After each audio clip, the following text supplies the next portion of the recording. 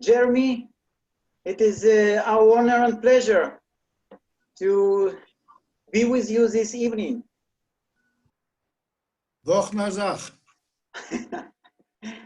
Okay, and I would like to remind you what happened 24 years ago. Exactly 24 years ago. You remember?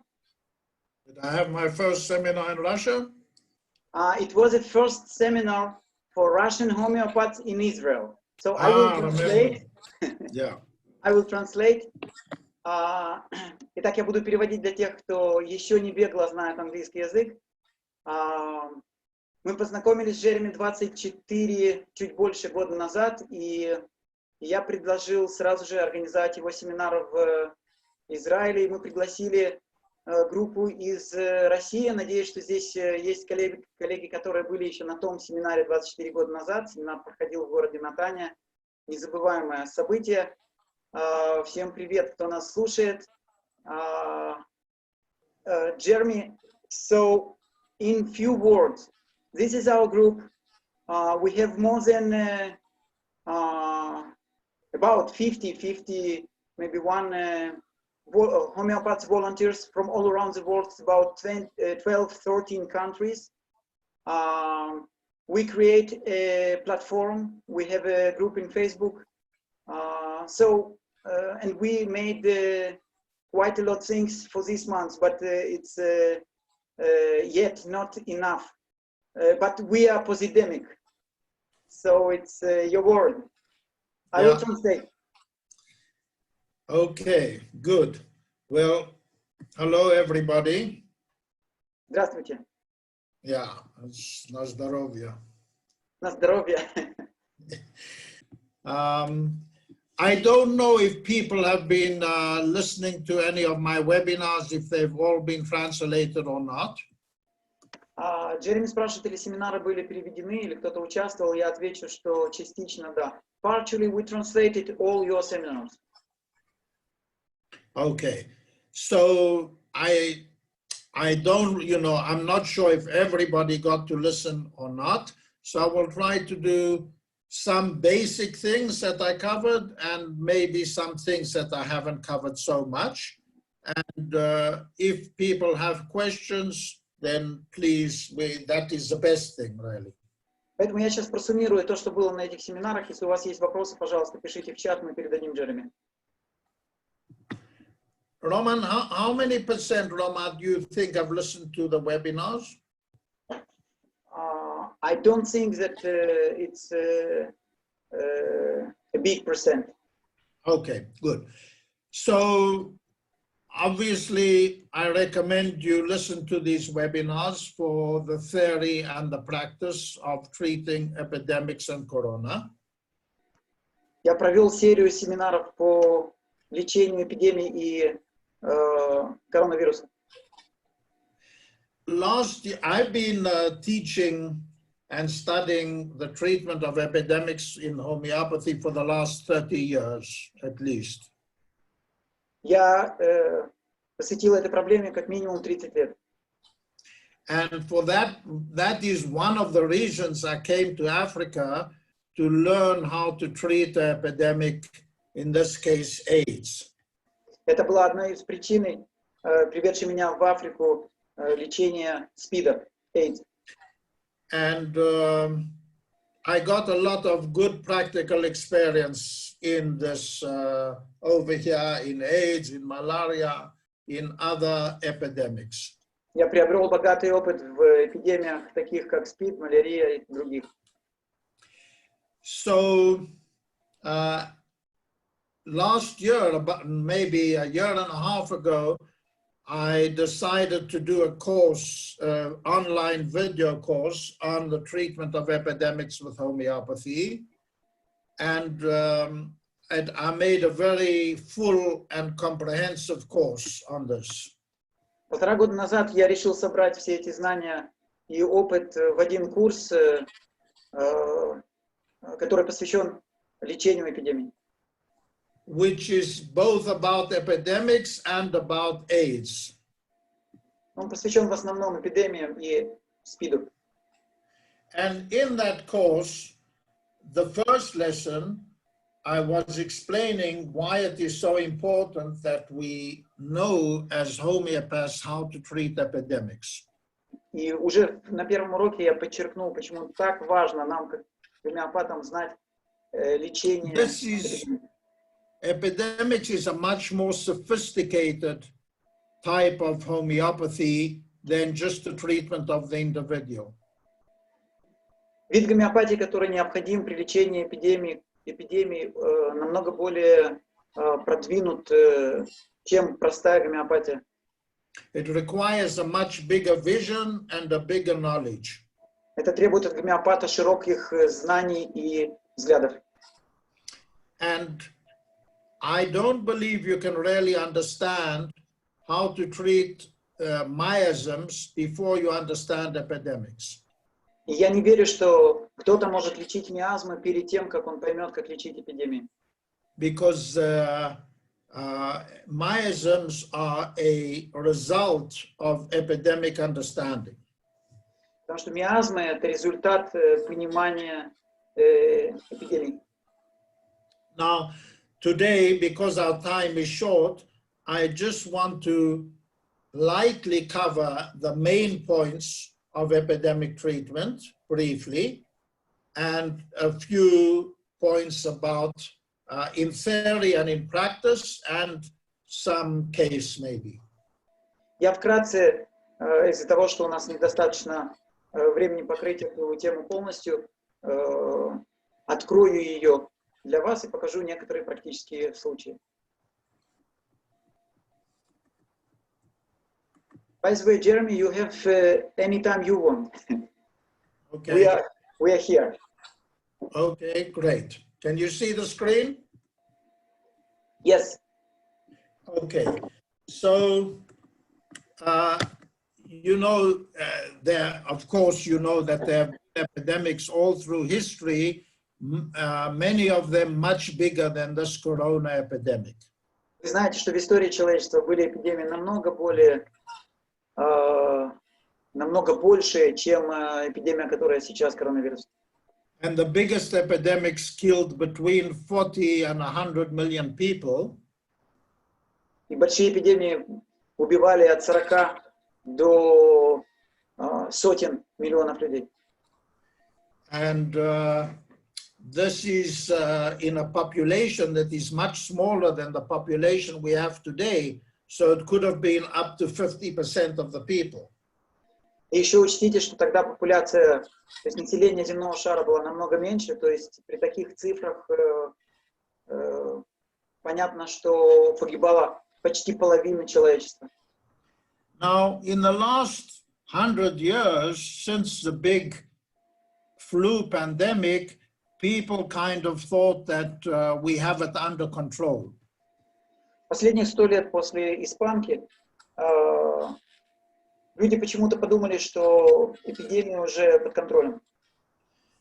But epidemics have a very long cycle. They can come every 100, 200 years, and they don't go away just because of antibiotics or hygiene or anything like that, or Но у vaccination. эпидемии есть свой ритм, и они уходят и приходят. Иногда это цикл в 100, в 200 лет. И они вернутся, несмотря на антибиотики и другие изобретения человечества. And there are many reasons why I believe, and I thought even before, that epidemics will come back in a big way in this decade.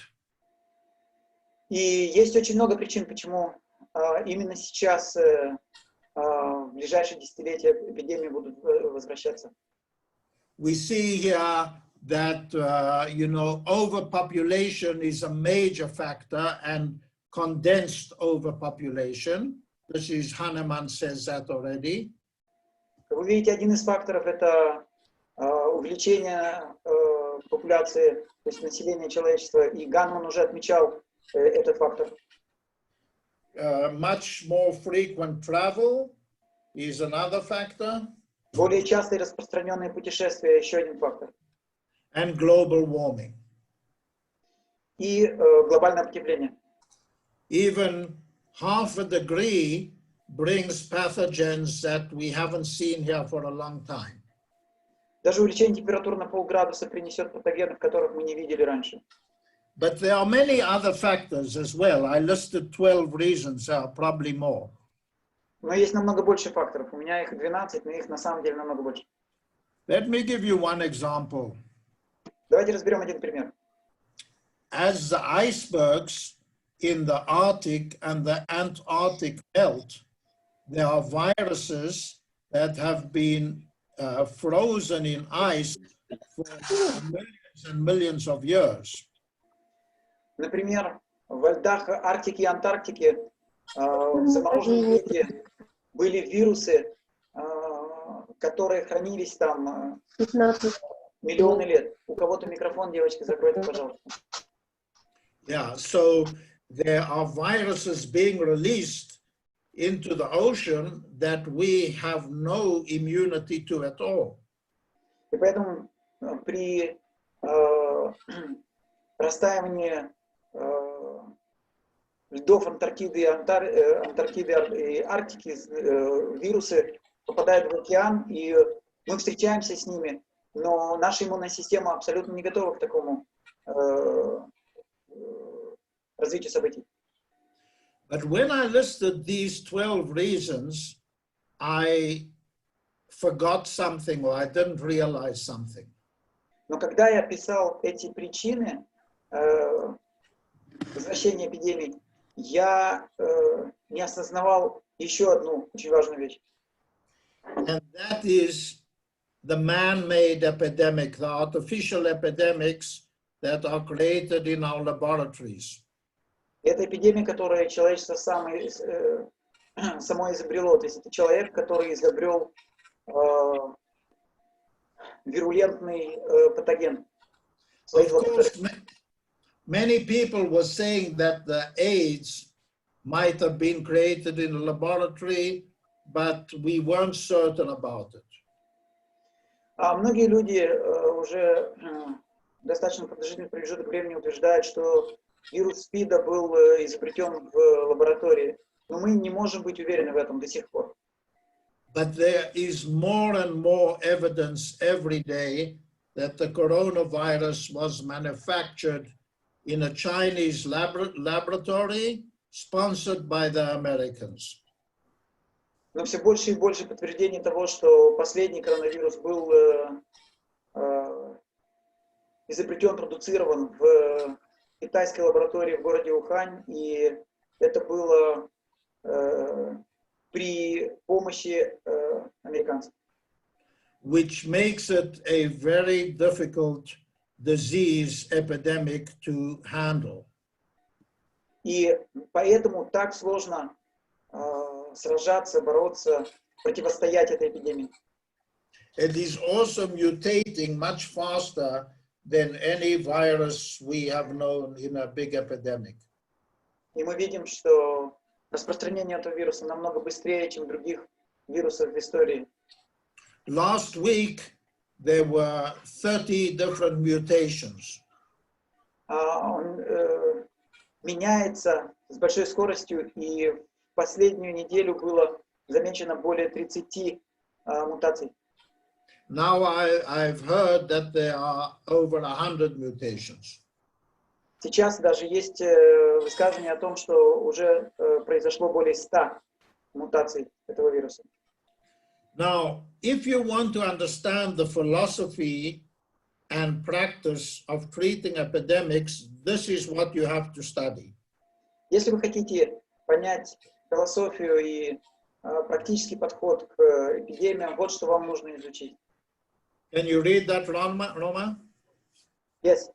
Очень важно изучить параграфы 73, 100, 101, 102 в органоне Ганемана и философию Кента, часть 3. Yeah, I have dedicated a lot of time to studying these, and there are many secrets hidden inside. It takes a lot of time and thinking. It's not simple. Я долгое время изучаю эти материалы и каждый раз открываю для себя жемчужины. So if you listen to my webinars on Corona, which are free, you will get the general idea. But if you want to go in depth, study these, and you can do my long course, which is a 40-hour course on epidemics. Для того, чтобы ознакомиться с моими идеями, я предлагаю вам посмотреть вебинары, которые в свободном доступе в интернете.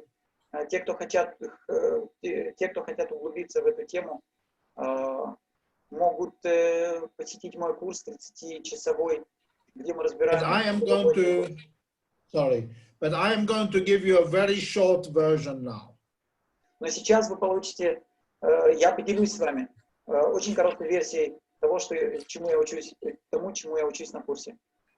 There are two ways to find the Genus Epidemicus. Можно двумя путями обнаружить Генус Эпидемикус. The first one is the way of the ant. Первый путь — это путь муравья. Meaning you see case 1, case 2, case 3, case 4. Значит, вы рассматриваете первый, второй, третий, четвертый случай. And you say, I saw a case of bryonia, I saw a case of eupatorium, etc. And you see which remedies are working best and coming out the most. И вы говорите, хорошо, я изучил первый случай бриония, потом eupatorium и так далее. И изучив эти случаи, вы делаете вывод, какой из этих препаратов может подойти к лечению этой эпидемии лучше всего. This is quite a primitive way. Это примитивный путь. But unfortunately, many homeopaths have worked in that way in the past and even now. Но, к сожалению, несмотря на то, что он примитивен, до сих пор очень многие гомеопаты пользуются именно им. The way of the eagle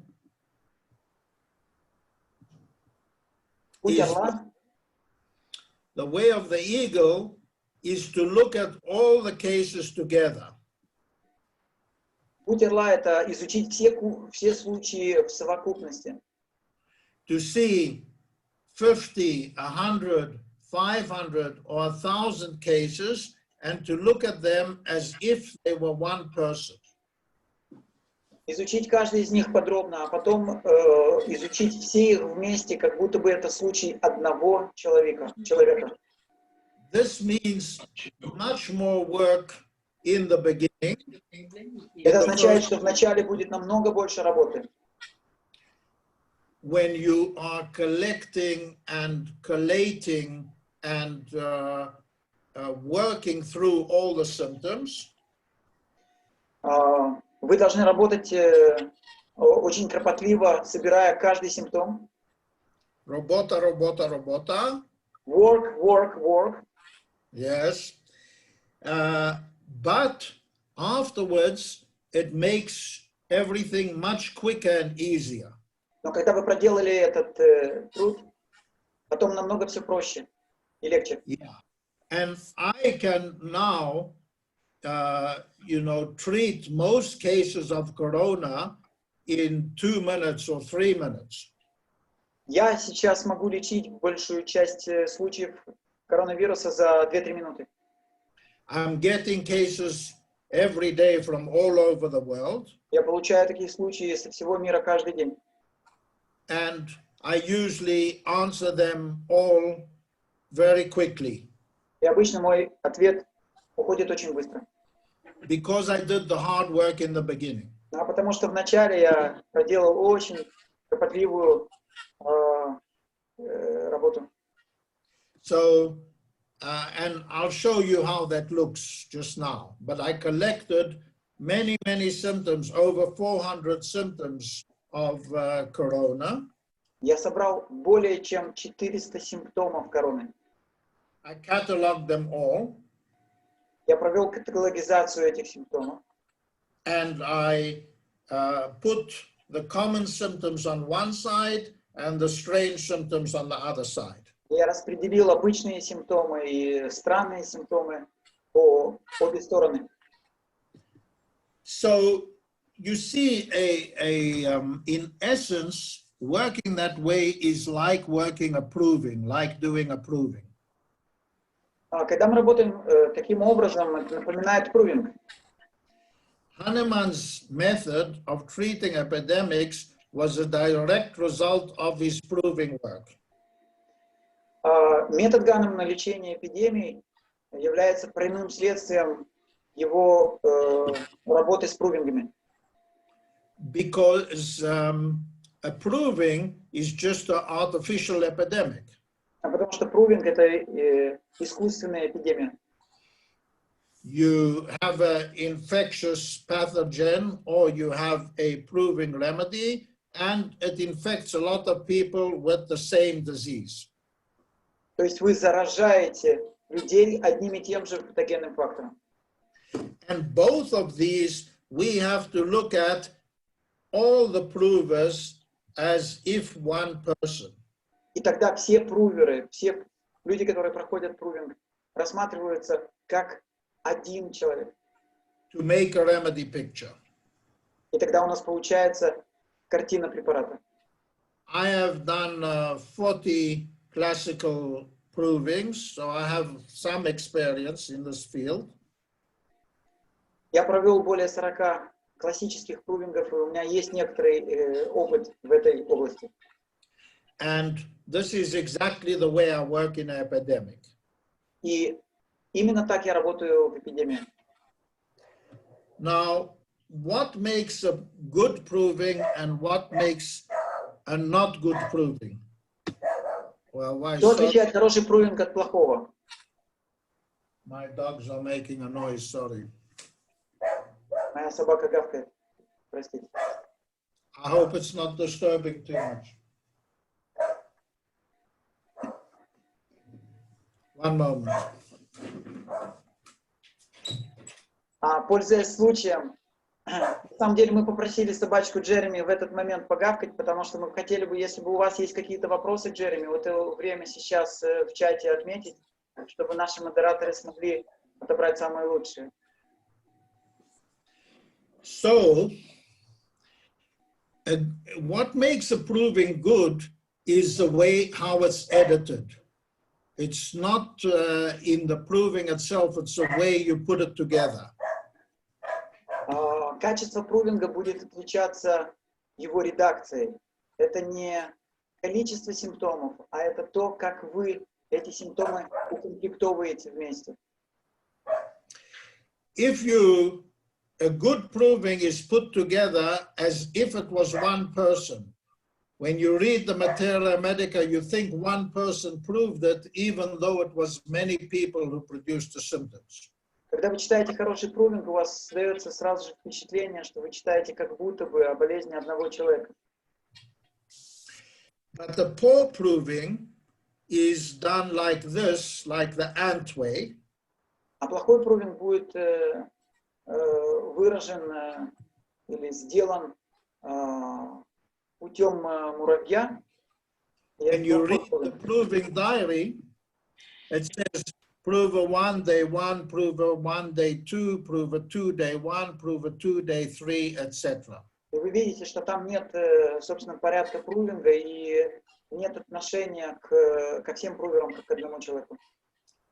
It's very difficult to grasp the picture of the proving that way. И когда прувинг представлен таким образом, очень трудно проявить или увидеть картину.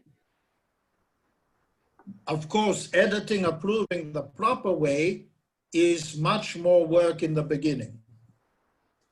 И, конечно же, правильней, когда прувинг проводится именно по тем законам, которые мы говорили в начале. Whereas this way is not a lot of work, but it will take us a long time to be able to use that remedy, maybe never. То есть, либо вы вначале делаете много тяжелой, но хорошей работы, либо вы с прохлаждением относитесь к своим обязанностям, и этот прувинг растягивается, и из него очень трудно вытащить что-то ценное. That is the homeopathic principle, always aggravation first and then amelioration, not the other way around. И вот еще один закон гомеопатии, который мы видим здесь. Лучше в начале ухудшения, аггравацию, и потом улучшение, чем наоборот. Pain now, short term, pleasure later, long term. А сначала трудиться, потом получать удовольствие. Okay, so this is how a poorly edited proving looks.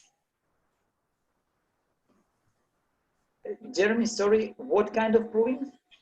A badly edited. Так выглядит плохо редактированный и собранный proving. Yeah, like that. You can read that. Вы не можете это прочитать. Это неизвестные знаки и символы. Yeah, okay. So working an epidemic like that is like doing case after case after case to try and find the epidemic remedy. Как уже говорилось ранее, да, значит, от случая к случаю собираем препараты и в надежде, может быть, придем к Генус Эпидемикус. And what happens is that we are not treating the totality of the epidemic. We are just treating parts of the epidemic separately. И тогда что получается? Человек получает препарат, каждый человек получает препарат, но мы лечим как бы человека, но не доходим до уровня всей эпидемии. Мы не доходим до уровня as if one person, то есть когда все симптомы всех людей, заболевших, рассматриваются как симптомы одного человека. Because epidemic is one big organism that has to be looked at like that. Потому что во время эпидемии человечество это один большой организм. Ему нужно так There's if you're treating a hive of bees, you Если вы лечите улей пчел, yeah, you can't treat bee number 4020 and bee number 4021. вы не можете отдельно лечить пчелу 421 и 422. You have to treat the queen. Прежде всего, вам нужно лечить королеву. And to treat the queen, you have to understand the totality of the hive. И для того, чтобы вылечить королеву, вам нужно понять совокупность симптомов всего улья. Because every epidemic has one energetic source. Потому что у каждой эпидемии единственный энергетический источник. But that source reflects differently through different constitutions. И этот источник может преображаться и проявляться по-разному в разных институциях. Like a proving. Также во время провинга. Yeah. Also constitutions and also different circumstances and different times. Так же, как и конституции будут по-разному проявляться, так же и типы будут проявляться по-разному. It could be that the corona symptoms in Russia are not the same as the corona symptoms in South America. Поэтому может быть, что коронавирус будет по-разному проявляться в России или в Северной Америке. So that is taking the whole totality and putting it together. Поэтому лучше всего взять все совокупности всех проявлений вместе и прийти к одной совокупности. And through that we try to understand the energetic source. И таким образом попытаться понять энергетический источник происходящего. Yeah, so we take all the cases, we put Так, мы them, берем все случаи вместе, we find the collective symptoms, собираем все симптомы всех случаев вместе, and that is how we find the genus. и таким образом приходим к Генус Эпидемикус. And that is how we bring the collective into account. И тогда таким образом мы можем рассмотреть коллективное и принять его в расчет. Let me show you some of this work. Разрешите поделиться с вами одной из таких работ.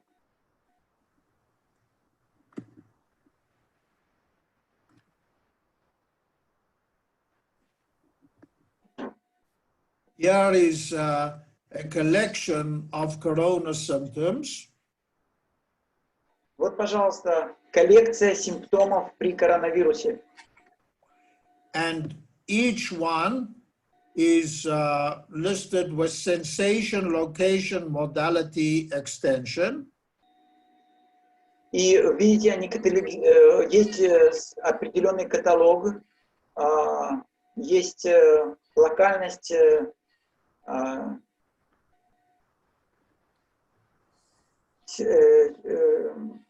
ощущение, модальность,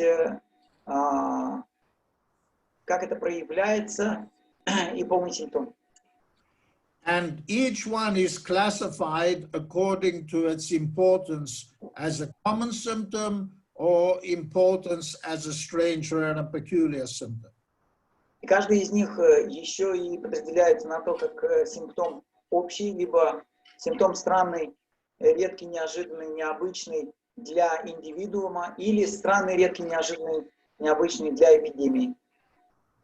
And you see that we have here, you know, 380.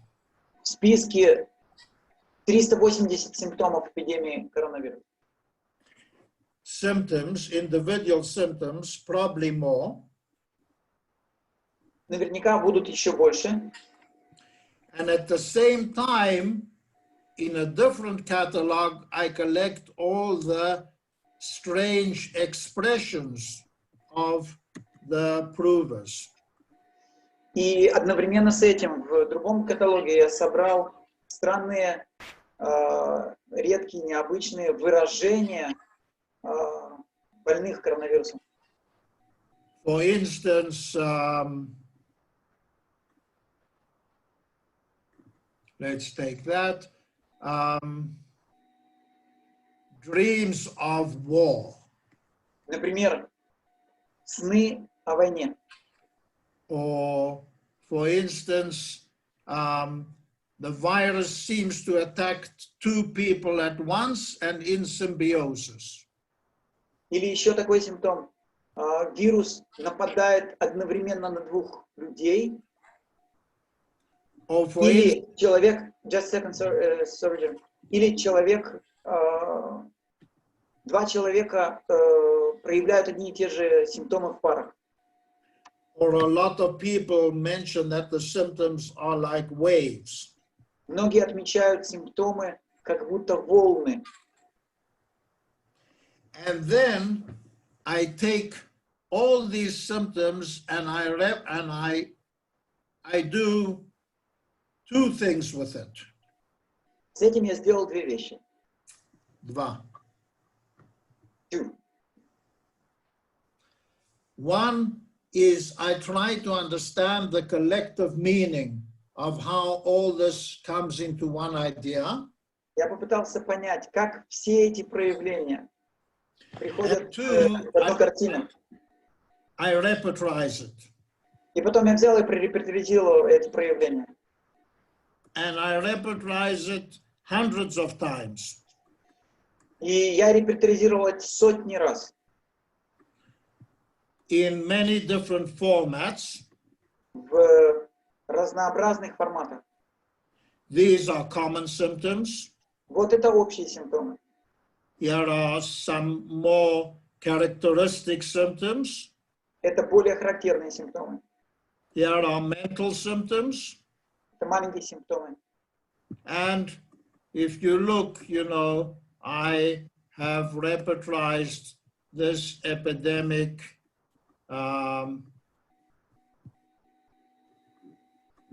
you see, Corona 1st of May, Corona 4th of April, Corona 26 March.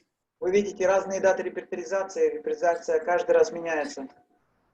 And I keep all the good repertorizations.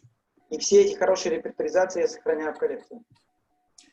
And then I will put in separate clipboards strange, rare, and peculiar symptoms. Отдельно я уложил, укомплектовал странные, редкие, необычные симптомы. And I'm looking all the time and remembering the good and interesting remedies that are coming out and cataloging them as possible remedies for the genus. И каждый раз репертуаризируя, обращаю внимание на интересные препараты и откладываю их для того, чтобы приблизиться к раскрытию загадки Генус Эпидемикус. According to quality, not quantity. И я еще раз подчеркиваю, важно здесь качество, не количество. According to the inner meaning of the remedy and the epidemic. В соответствии со скрытым смыслом совокупности симптомов и эпидемий. Okay. So that is the work I'm doing. Вот моя работа. To find the collective remedies, the group of remedies that fit the genus. Найти для группы Генус Эпидемикус, для коллективного. Now the second stage is to adapt these to the individual. А уже вторая стадия этого процесса – подобрать препарат через коллективное к индивидуальному. First the collective, Прежде всего коллективное. and then once we have a genus, we individualize. И после того, как у нас есть Генус Эпидемикус, мы уже можем индивидуализировать. But instead of choosing the remedy out of 5,000 remedies that we have, we just have to choose out of 20 remedies. Но вместо того, чтобы каждый раз выбирать из 500 препаратов, которые у нас есть, сделав в начале такую работу, мы можем выбирать уже из всего лишь 20. Now, some people make the mistake to think there is just one remedy for a genus. Некоторые люди делают ошибку, полагая, что Генус Эпидемикус – это один препарат. Imagine that you did a proving with a group of 40 people. Представьте себе, что вы сделали прувинг, и в группе было 40 человек. And imagine everybody got exactly the same symptoms. И представьте себе, что каждый из них получил одинаковые симптомы. Then it would look as if, you know, there's just one remedy that produces the same in all constitutions. И тогда вы можете сказать, да, есть всего лишь один препарат, который вызывает симптомы, один тип, который вызывает симптомы у всех индивидуалов одинаковые. But that's not the way it happens. Но это не так. Так это не происходит. Everybody is producing different symptoms. Каждый человек будет продуцировать индивидуальные симптомы. Because it reflects through different constitutions. Потому что это преображается сквозь призму его конституции. So when we have the genus, we choose for each case a different remedy to fit the individualizing symptoms. Поэтому, когда у нас есть группа Генус Эпидемикус, мы сможем с легкостью относительно подобрать препарат для каждого из случаев данной эпидемии. As if one person Как будто бы один человек. is also the posidemic. И это то, что мы называем позидемик, или позитивная эпидемия, или даже не знаю, как сказать по-русски, позидемия. Хорошо демия. Хорошо, демия. Yeah. It's a word I invented to say that nobody, not one person, can match such a huge organism as an epidemic alone. Я этим хочу сказать, что ни один человек не может пропустить себя или преобразовать, или показать сквозь себя всю эту информацию, которая таится в эпидемии. To treat 1 million people, you need a group of 1,000 homeopaths. Для того, чтобы вылечить 1 миллион человек, 1000 гомеопатов. And each one can treat 1,000 in a day. И каждый гомеопат может вылечить 1000 человек в день.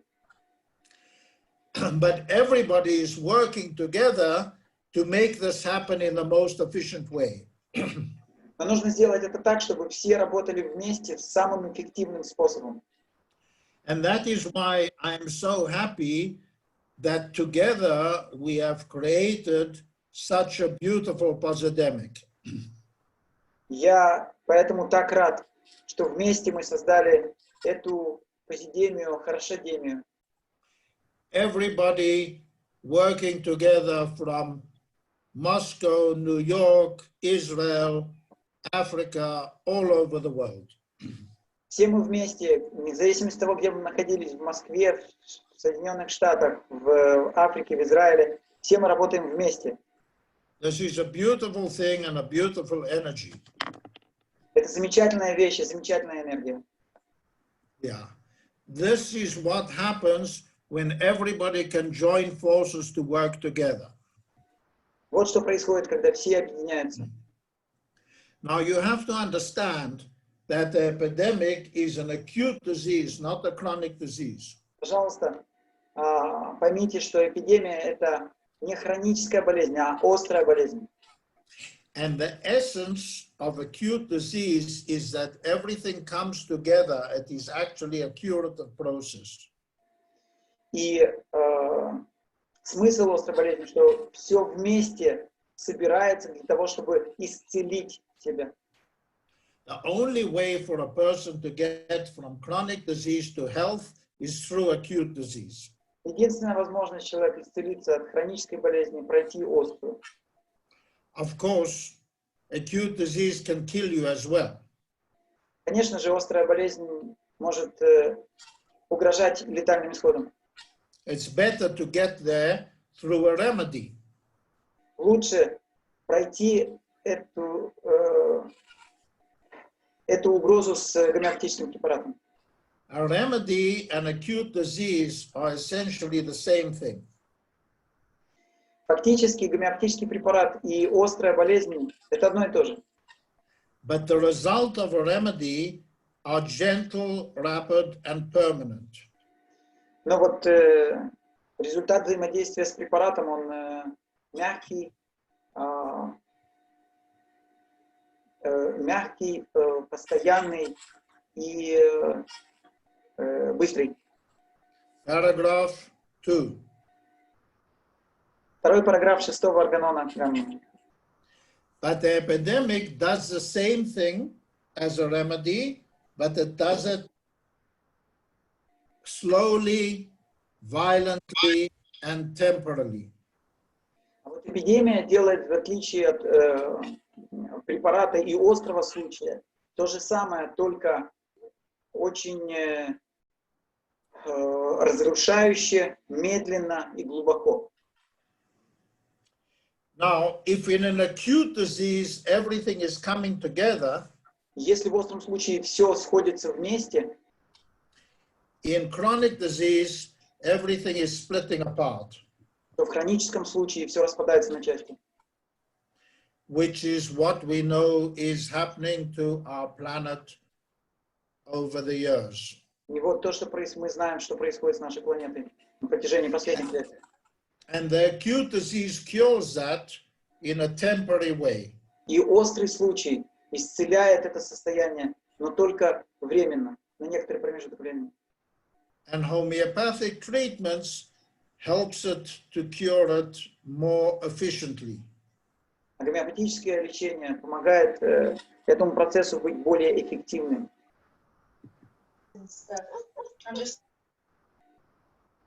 Пожалуйста. Everything is okay, just continue, Jeremy. Okay. You will find if you treat enough people from an epidemic in the proper way, you will make a change to many more people, even if they are not treated. Вы увидите, что если вы достаточное количество людей исцелите во время эпидемии, то это коснется еще большего, огромного количества людей, которых как бы официально не лечили. That is a bit of basic theory. Вот частично мы покрыли теоретический аспект. Let me show you just some more practical points.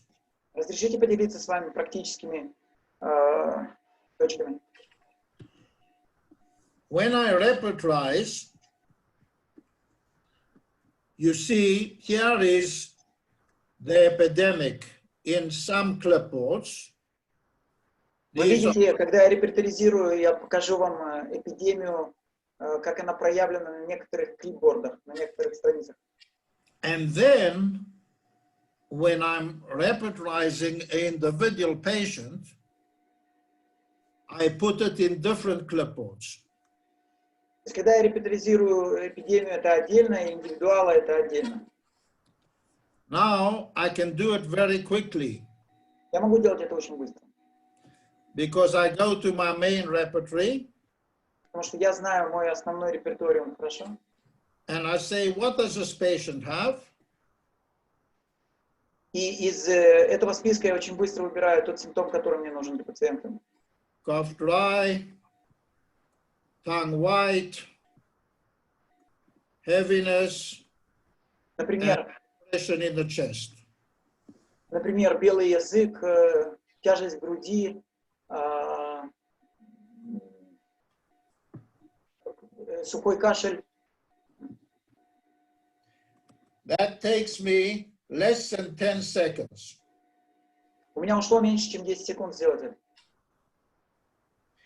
And then I can save that repertory as a case. И тогда я сохраняю такую репертуаризацию отдельно. Let's say Ivan Ivanovich. I know this is now Ivan Ivanovich. Допустим, Иван Иванович здесь, в этом клипборде. And let's say I think maybe Ivan Ivanovich needs graphitis. Может быть, ему понадобится графит. I can look here and see how strong is graphitis. Нет. И я смотрю в общей репертуаризации и не нахожу там графита. So I already know it's probably not graphitis because it's not. Скорее всего, это не графит. So all that is very quick. Вы видите, это очень быстро. And then people send me cases. Когда люди посылают мне случаи, I look at the case. я смотрю на случай. And I copy it. Копирую его. And I say which remedies here are from the pandemic, from the Genus Epidemicus. Я смотрю, какие из препаратов, которые вышли при индивидуальной репертуаризации, подходят к препаратам, которые выходят в пандемии. These ones I know are from the genus. And finished. Те, которые обозначены желтым цветом, мне уже знакомы, потому что я изучил Генус Эпидемикус. И они совпадают с тем, что... Aggravation first, amelioration afterwards. Видите, сначала тяжело поработал, а сейчас уже все легко. Here is a case. Я хочу предложить вам случай. Somebody sent me. Okay. So a woman aged 37. Женщина 37 лет. Pregnant 37 weeks. На 37-й неделе беременности. Isolated at home with her family. Сейчас в карантине с семьей. You want to read it directly, Roman? Yeah, I think it will be okay. Yeah. Основной симптом трудное дыхание, сухой спазматический кашель. Лучше, когда сидит на открытом воздухе от теплого питья и от теплой воды. Ухудшение, когда внутри дома, внутри квартиры, без доступа свежего воздуха. Ухудшение, когда говорит, кашель ухудшается в дождливую погоду, и это досаждает ее.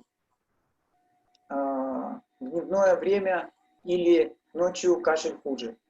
Боль под грудной клеткой, эта боль иррадиирует в живот, в скобочках беременность, и боль, just second, Jeremy, и боль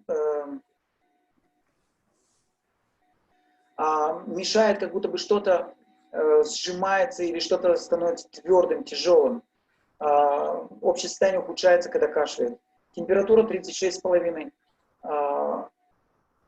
У нее волны холода, а потом волны прилива тепла.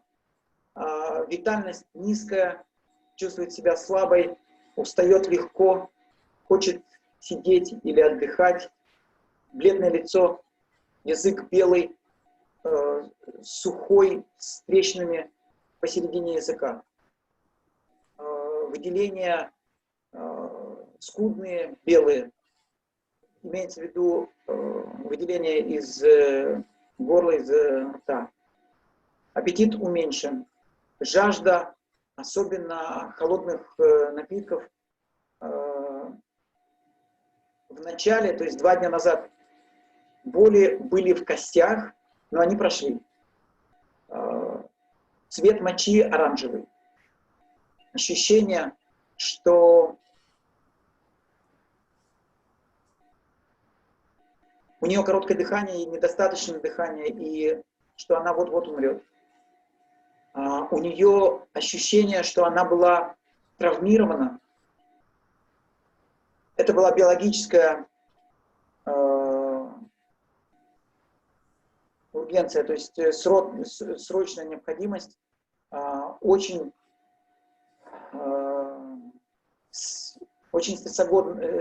стрессовый опыт со всеми этими масками. Она была одна ночью, и никто ей практически не давал попить. Она была голодна, и никто ей не принес еды. Такое ощущение, что ее забыли, ее бросили, она беспомощна. Она чувствовала, что никто не помогает ей, что она не может дышать, что работники, the last sentence, что работники реанимации не верили, что она может дышать, и из-за этого она не могла расслабиться. That's all. Yeah. Very good, thank you. So now, I take the main symptoms of the case. Итак, я беру основные симптомы случая. Cough dry. Сухой кашель. Cracks in the tongue. Трещины языка. Tongue white. Белый язык. White tongue. Tongue white. Yeah, sorry. Weather, damp, rainy weather aggravates. Дождливая, влажная погода ухудшает состояние. Respiration difficult, open air ameliorates. Трудность дыхания, открытый свежий воздух улучшает. And white tongue. И белый язык. Big, simple rubrics. Большие, простые рубрики. But out of all those big rubrics, I only have 20 remedies left. И из этих всех больших рубрик всего лишь 20 препаратов покрываются. So all I have to do is choose from these. То есть фактически все, что мне нужно, выбрать из этих. Which remedies are part of the epidemic? Давайте подумаем, какие препараты часть эпидемии. Bryonia, arsenicum, arsenicum iodatum, gelsemium, alumina, maybe carbon, maybe China, like that. And now, which remedy fits the most? She has a lot of anxiety about health and a feeling that she is going to die. Какие препараты больше всего подходят? У нее тревога и ощущение, что вот-вот она умрет. So arsenicum is good. Арсеникум хорошо, But she's having waves of heat and cold. но у нее волны холода и жары. So I prefer arsenicum iodatum, Я предпочитаю арсеникум иодатум, which has a lot of heat and even more weakness. У арсеника иодата много теплоты, и он еще более слаб, чем простой арсеник. Waves of heat and cold, arsenicum and iod.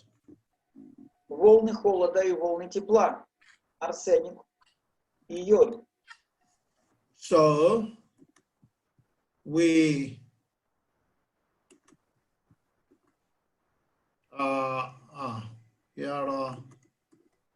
so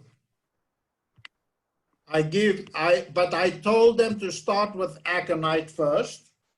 Я предложил им в этом случае сначала начать с аконита, because I find that in this epidemic, it is best to begin with aconite in the early stages. It's best to begin with aconite. По моему опыту, в первых стадиях лучше всего начинать с аконита. So I gave aconite every 2 hours in the first night, and then arsenicum iodatum the next day. Итак, я начал аконит каждые несколько часов первой ночью, и после этого каждых пару часов арсеникум иодатум. The result, a few days later, Результат через несколько дней.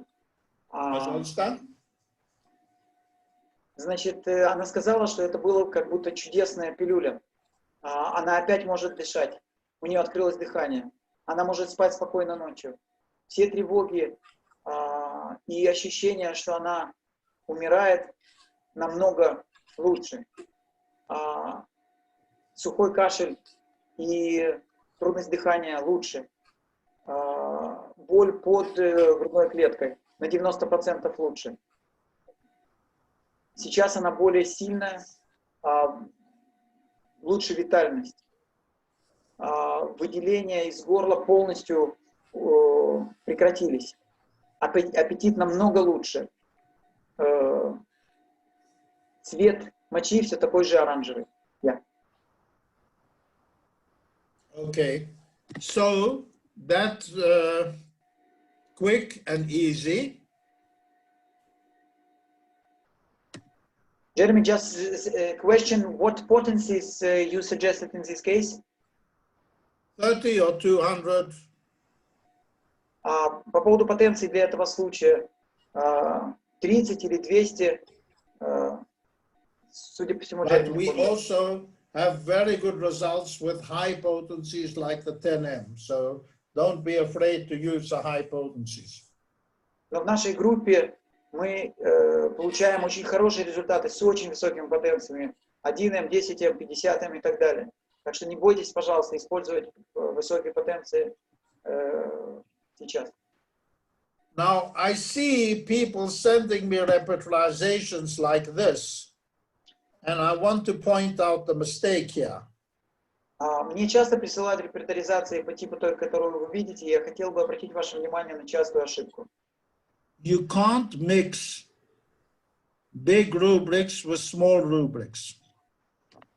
Вы не можете смешивать большие рубрики и маленькие рубрики. Look, 72 remedies, 150, 160. Посмотрите, пожалуйста, некоторые рубрики содержат 72, 151, 160 и так далее препаратов, когда другие. And here, 3 remedies, 6 remedies, and 4 remedies. 3, 6 и 4. That will do nothing for you. это ни к чему не приведет. You must keep the big rubrics in one clipboard and the small rubrics in another clipboard. Вы должны разместить большие рубрики в одном клипборде, а маленькие рубрики в другом. Otherwise, it's like sending 3-year-old kids to the university. А иначе это как будто вы посылаете 3-летнего ребенка в университет. It doesn't mix good. И это не очень хорошо. Okay. Here are the statistics of the remedies we've been using. Вот статистика препаратов, которые мы используем. You see the first 3 remedies: phosphorus, bryonia, arsenicum. Вы видите, что первая тройка это фосфор, бриония и арсеникум альбум. Then antimonium tartaricum. После этого антимониум тартарикум. This doesn't mean it's the best remedies. It means more people are using them. Это не значит, что это самые лучшие препараты для этого состояния, но это значит, что большая часть людей все же используют эти препараты. But here are the results of treatment. With green is much, much better, and blue is much better, and yellow is a little bit better, and black is no change. А на этом графике вы видите количество случаев, в которых был достигнут очень-очень-очень хороший результат, очень хороший результат или вообще без изменений. That the 2 most effective remedies are phosphorus and antimonium tartaricum. И вы видите, что самые выдающиеся препараты фосфор и антимониум тартарикум. You could get very good results in this epidemic just with those 2 remedies. Вы можете иметь очень хорошие результаты только с этими 2 препаратами в этой эпидемии. These are the results of the typhus fever epidemic with homeopathy in 1813. Это результаты применения гомеопатии при эпидемии тифа в 1813 году. The mortality rate, the death rate from allopathy was 30%. При использовании аллопатии смертельность была 30%, при гомеопатии меньше 1%. And the death rate from homeopathy was under 1%. Меньше 1%. And we see the same thing today. Посмотрите результаты, данные этой эпидемии такие же. This is our corona treatment. And we see that much better were 58 cases out of 190 cases. These are much better, and these are much better, and the orange is very much better. Вы видите соотношение случаев, в которых было улучшение, или в случаях, в которых было значительное улучшение. So homeopathy has always been the most efficient medicine there is in epidemics. Итак, гомеопатия, она самая действенная и качественная, эффективная медицина при всех эпидемиях. Only this time, as different from before, Но вот только в это время, в отличие от других эпидемий, we have the most efficient epidemic that has ever been in homeopathic history. При этой эпидемии чем она отличается, что движение, вот это эпидемическое движение, намного более выражено, чем в других эпидемиях. And we are also recording it and doing the statistics better than has ever been done before in any epidemic. И одно из проявлений этого отличия в том, что мы собираем статистику и собираем данные намного лучше, чем в прежних эпидемиях. So we will have the exact results of what we've done and videos to prove it, I hope. И у нас будут не только хорошие результаты, но и доказательства действенности гомеопатии, и мы сможем доказать это. And if you want to see those statistics,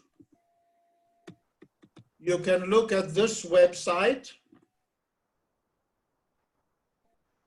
Если вы хотите ознакомиться со статистикой, yeah, acute response. Сейчас создан новый сайт Acute Response.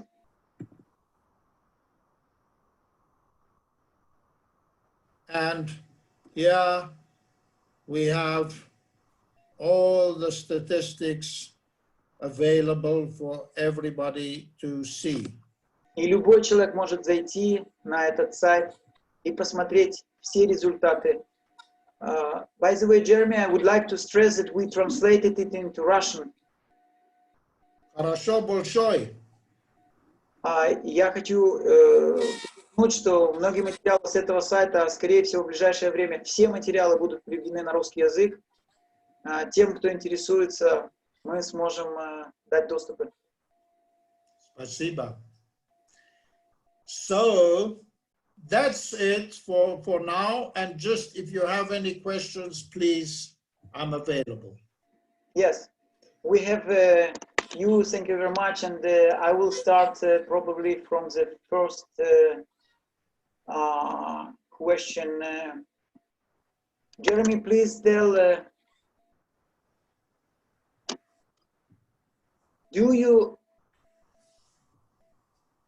Can you stress any miasm in this epidemic more than other?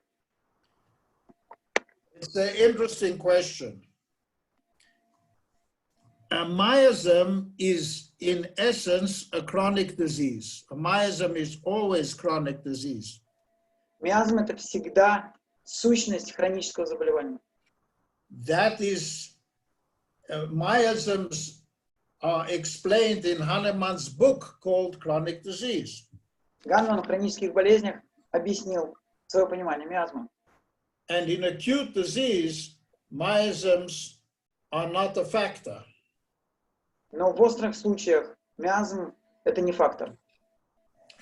I do relate it to a miasm that I kind of observed when treating AIDS, which I call fog. Я начал определять новый миазм в работе со СПИДом. Я называю его FARC. Which is fungus. Что обозначает от первых букв слов фангус — это грибок.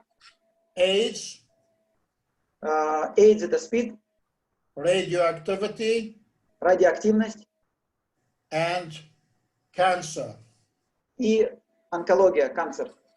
And the common denominator is decomposition, breaking apart. И общим знаменателем этих всех проявлений это распадание на части, разрушение, декомпозиция. I wouldn't take it further than that to any of the specific miasms. Treat it like an acute disease. Но более чем это наблюдение я бы не рекомендовал, и я рекомендую вам лечить во время эпидемии случаи как острые заболевания. Another question, Jeremy. There are many people now who are suffering from immunodeficit diseases caused by viruses or bacteria. For example, herpes and others which suppress immune system. As a result, immune system is very weak. And for answer for the homeopathic remedy, you have to have vital force. What to do? If it's in the chronic situation, then we have to find the best possible remedy and give it in a low potency repeated, meaning LM or 12C daily, because the patient is very weak. So that is the best way to boost the immunity with a weak and continuous stimulus of their best remedy. Прежде всего, если иммунная система слаба, здесь воздействие гомеопатических препаратов должно быть в низких потенциях, чтобы не быстро и не мощно стимулировать иммунную систему. Например, в ЛМах или в 12С. But I always choose remedies based on classical principles to fit the constitution. I don't give anything generic. Для меня всегда очень важен индивидуальный подход, я не выбираю под общую гребенку. The continuation of this question, Jeremy, is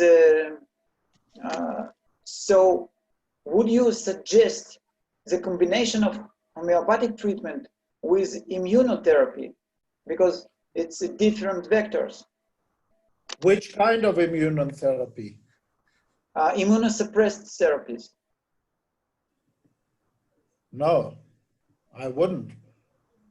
Джереми не советует совмещать гомеопатию и иммуносупрессивную терапию. How can you strengthen somebody's immunity and suppress it at the same time?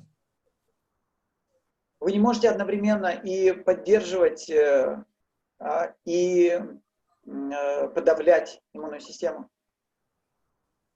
I recommend it together with naturopathy. You mean homeopathy and naturopathy? Homeopathy together with natural means. Уж лучше использовать гомеопатию и натуропатию. Diet. Диета. Obstacles. Снять все препятствия к лечению. Diet, removing obstacles, Tai Chi, going to the hot bath, living in the nature. Диета, жить на природе, ванны, спа и так далее. Все, что укрепит систему, это то, что советует Джереми. Gentle exercise, not working too hard. Легкие упражнения, не работать слишком тяжело. Etc., etc. That is strengthen the immune system. И тогда можно надеяться на то, чтобы иммунная система укрепится. Jeremy, the question is... Sorry? Stevia. Chocolate stevia. И шоколад. Обязательно используйте шоколад. Jeremy, another question. Why, in case you presented, you suggested before actually choose remedy to start from aconite? Because I have found in this epidemic that in the very early stage, the first remedy, aconite begins the case very, very well. It takes him forward a big step, and then the constitutional remedy, the general epidemic remedy will work better. По опыту Джереми, если совместить вот именно такой подход, вначале дать аконит на первичную острую ситуацию, и потом препарат уже более глубокий, в такой связке они дают лучший результат. Can you explain it? Why? Yes. Yeah, I'll explain something.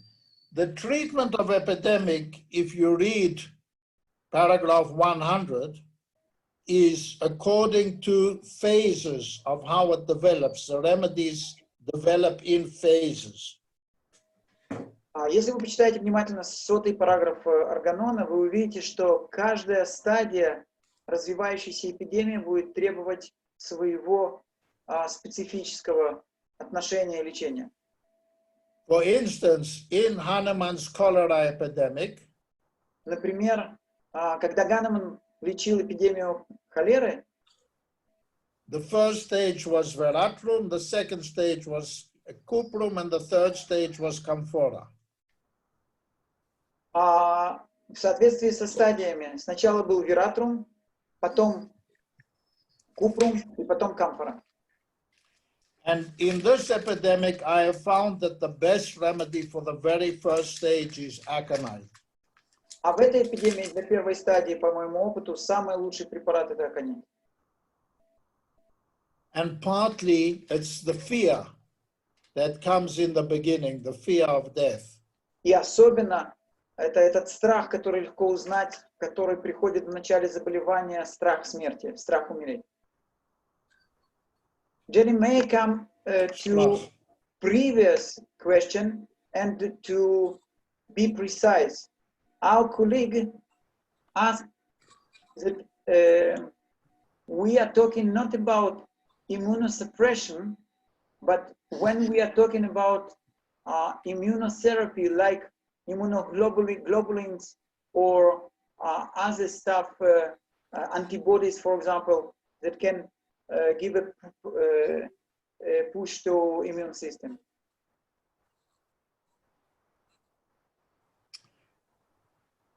Some are better and some are worse. Иногда это хорошо, иногда плохо. For instance, probiotics is a good thing. Например, пробиотика Vitamins is a good thing. витамины замечательные. But some things allopathic and And what about immunoglobulins and immunoglobulins? You have to look at Sorry? You have to look at the toxicity of the substance that is being used. As far as understood, immunoglobulins, they are not toxic. They are used to give a push to immune system. Yeah, it's okay. It's not bad. It's fine. I don't have a problem with it and I don't love it. Джереми говорит, что у него нет проблем с этим, и он не любит этого одновременно. Вопрос от Алины. The question from Alina. From Alena. От Алены. What kinds of naturopathy you can recommend? For example, acupuncture, aromatherapy. For corona? Yes. Acupuncture is difficult. Акупунктура это же сложная вещь. You can go and stick your own needles if you want to. Вам нужно очень много иголок, проколоть много людей. Yeah. Okay. I think that we covered most of the question. I think. Just a second, maybe one or two more. Then I'll just answer that one more thing. Yeah. Look at these statistics again. Homeopathy has 93% success on its own. Посмотрите, пожалуйста, еще раз на эти цифры. У гомеопатии успех в эпидемиях 93%. Nothing comes close to it. Nothing else. Ничего на этой планете не может даже приблизиться к таким результатам. Not vitamins, not immunotherapy, not acupuncture, not aromatherapy. Никакой другой вид... Я не могу, я не могу позвонить. Не могут даже приблизиться к этому. If you have the best, why do you want to go looking for the third best and the fourth best? You have Если у вас что-то самое лучшее, you found gold. Don't go looking for tin. если вы нашли самое лучшее, зачем вам менять это на второе лучшее или даже третье лучшее? Если вы нашли золото, зачем менять вам на другие металлы? Perfectly. Гомеопатия замечательна. Good classical homeopathy. Хорошая классическая гомеопатия. And if you do my course on epidemics, you will see there AIDS cases of treating AIDS that you won't believe the result. Если вы ознакомитесь с моим курсом по эпидемиям, вы увидите результаты, которым трудно поверить. And I promise you, it's much more than 90% success. И это намного больше, чем 90% успеха. So why should I go looking for anything else? Если у меня есть гомеопатия, зачем мне искать что-то другое? Jeremy, thank you so much. Thank you so much. Thank you. And Yeah. I will tell you one short sentence that we are continue and we feel a part of a big group, and we are very pleased to be a part of this group and to help as much people as possible. Thank you very much. Хорошо, большое спасибо, на здоровье. Thank you. Bye-bye. Bye-bye. Уважаемые коллеги, спасибо за то, что были с нами, за то, что слушали наши выступления, выступления Джереми. Я надеюсь, что очень скоро мы вернемся и расскажем о нашей работе. А сейчас, перед тем, как мы прощаемся, я хотел бы, наверное, еще раз призвать тех, кто хочет помочь этому проекту. Обратитесь к нам. Это не только гомеопаты, это люди, которые могут помочь технически. Это люди, которые могут помочь с Фейсбуком, с социальными сетями, чтобы разнести эту информацию как можно большему количеству людей. Люди узнают о нас совершенно случайно и исцеляются в течение часов. Мы можем именно сейчас распространить знания о гомеопатии быстро, мягко и безвозвратно. Так что давайте быть вместе, давайте лечить гомеопатией. Спасибо за внимание. Всего доброго.